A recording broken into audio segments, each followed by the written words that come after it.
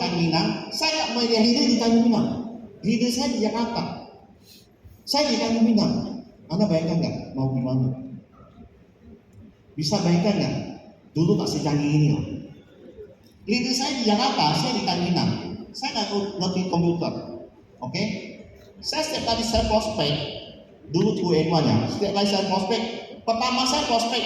Anda bayangkan, saya orang bukan sombong ya. Saya orang bos yang di Tanjung Pinang buka toko baju yang terkenal di Tanjung Pinang. Boleh katakan toko saya itu top 5 di Tanjung Pinang. Income-nya dibuka. Pertama saya di prospek nasabah saya, oke? Kalau si Arifin banyak bahasa Hokkien, saya bahasa Teochew. Bedanya di situ ya, dia Hokkien dari situ. Dia pertama saya prospek sama nasabah saya. Dulu usianya 50 tahun, kita panggil Aceh. Aceh itu paman. Ya, pertama-tama saya prospek sama nasabah saya, usia 50 tahun. Saya bilang, Cek, saya ada di Indonesia, asuransi. Kamu pergi mati loh.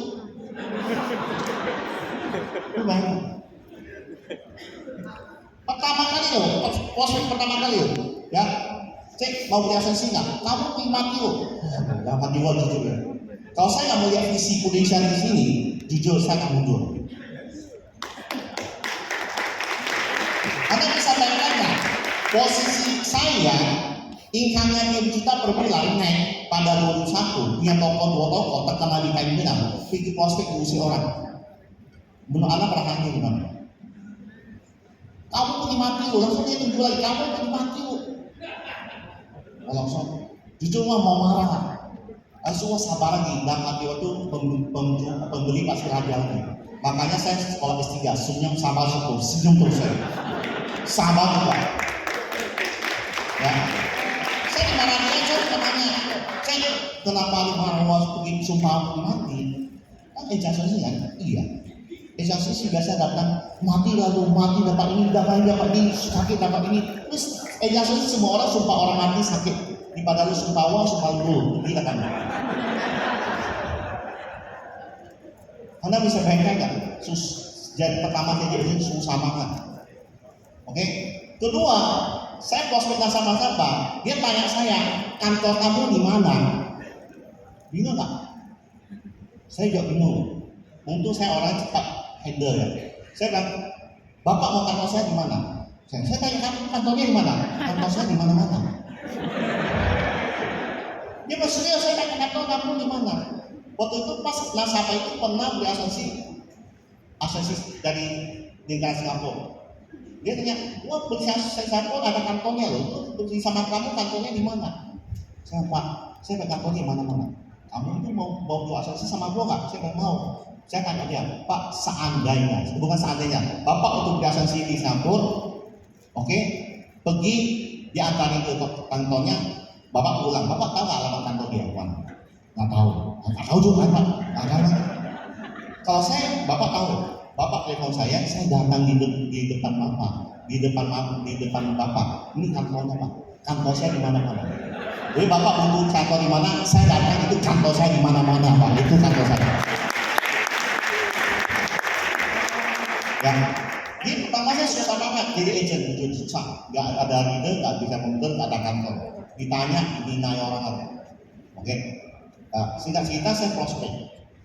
Saya setiap kali prospek saya pakai kipas. Dulu saya prospek, pokoknya pakai bahasa Teochew lah. Dan dulu nggak ada training apa gimana cara presentasi, nggak ada. Yang penting langsung tanduk kerbau tancap aja. Ketemu siapa manusia apa yang pokoknya yang punya kaki, yang punya sepatu, saya prospek. Langsung saya prospek. Saya nggak bisa training apa-apa ya. Saya nggak ada training apa-apa. Saya cuma bilang, ya ketemu siapapun. Mau beli asuransi nggak? Saya nggak mau pusing. Dan hati gua itu muka gua tebal, dompet gua pasti tebal. Ya. Nah, jadi waktu itu saya nggak mau pusing, saya prospek. Dan saya komitmen pada saya menginginkan 3 juta. Saya menginginkan 3 juta per bulan. Saya baru full-time di Indonesia. Saya kejar. Anda bisa bayangkan nggak? Saya join tanggal 20 Maret 2001, 23. Ya, saya punya case semua rata-rata 350.000. Gak ada yang 1 juta, tahun pertama gak ada yang 1 juta. 350.000, paling tinggi 500.000. Bulan Maret saya kejar mau dapat income 3 juta, nggak dapat. Tapi saya 9 bulan dapat MDRT, income saya 20 juta per bulan di Indonesia. Ya, waktu Maret, ya, saya tahun pertama MDRT dan saya juga MDRT saya 350.000 8 bulan. Saya kejar terus. Saya dapat income saya 20 juta per bulan. Saya langsung jual toko saya. Kenapa saya jual toko saya? Karena saya menurut saya itu, saya part-time-nya bisa dapat 20 juta per bulan, apalagi saya full-time. Saya lepas semuanya. Oke? Kenapa saya punya handphone 3 juta per bulan? Karena setiap kali saya prospek, saya nggak bisa isi SPJ. Saya telepon sama leader saya. Di depan nasabah loh, saya telepon loh. Sisi sampai habis pakai kode. Anda bayangkan handphone bengkak banget. Oke? Nah, saya dapat 20 juta per bulan dalam tahun saya capai ini. Dan grup saya, waktu itu grup saya 1,2 M. Dengan catatan tesnya semua 350.000. Agent saya juga sama 350.000. Yang dapat 500 hebat banget. Makanya Anda hoki gak di sini? Hoki banget loh sekarang. Agent ada cuma 300.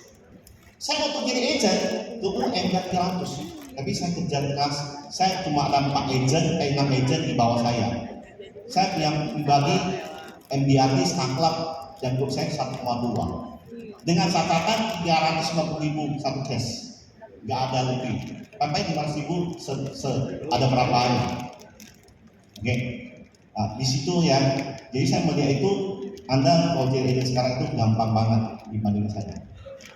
Oke. Kedua, saya setiap kali saya mau datang Jakarta, saya mau datang Jakarta untuk training, saya bayar uang tiket. Saya bayar uang tiket. Saya bayar uang tiket. Bayar uang hotel, mahal tuh. Ya, cuma datang apa? Datang training. Pas datang training saya nggak mau rugi. Saya setiap kali training datang saya nggak mau pulang. Kalau ada closing saya nggak pulang. Saya pasti prospek, saya pasti cari teman-teman saya yang di Jakarta. Oke, saya nggak pulang. Saya prospek, pokoknya kalau closing nggak mau pulang. Sampai closing saya mau pulang. Setiap kali saya datang Jakarta tidak mau rugi. Ya, saya punya kompon itu tidak pernah check-in untuk pertamanya itu. Saya waktu datang, saya langsung ke kantor sambil training, kompon saya tidak di kantor. Habis ikut training, saya pasti training teman-teman saya. Saya pokoknya, saya janji sama saya itu jam 9 ke bawah, sampai sih saya tutup pintu sama teman saya. Singkat cerita, saya udah telepon teman saya yang orang terakhir yang ketemu saya itu paling sial. Kenapa paling sial? Saya bawa koper teleponnya. Contohnya saya sama Martinus temannya. Pak Martinus, saya Jakarta loh. Kamu tinggal di mana? Boleh nggak sama ke rumah kamu? Pasti dia welcome dong. Dalam ketemu. Dia welcome, boleh. Nah, dulu nggak ada Google nggak apa-apa, susah banget dulu. Langsung saya ke rumah dia itu. Singkat-singkat, saya pasti cerita dong, pembukaan tentang kita udah lama ketemu berapa. Di tengah-tengahnya saya prospek, di belakangnya penutup. Gimana caranya penutup? Dia bilang, Mai, lu di sini udah malam, kamu nginap mana? Saya bilang, aduh, saya Jakarta nggak ngerti loh, nggak hafal loh Jakarta gimana. Boleh ya bantu saya cari hotel yang sekeliling situ dekat rumah kamu, boleh nggak? Kira-kira kalau teman baik saya, teman lama ketemu, sudah jam 11 jam 12, dia ngomong apa? Udah lama tinggal bawa aja lah, cincai boleh ya, yang penting bisa tidur ya. Oh nggak apa-apa, tapi memang lagi harap lu ngomong gitu.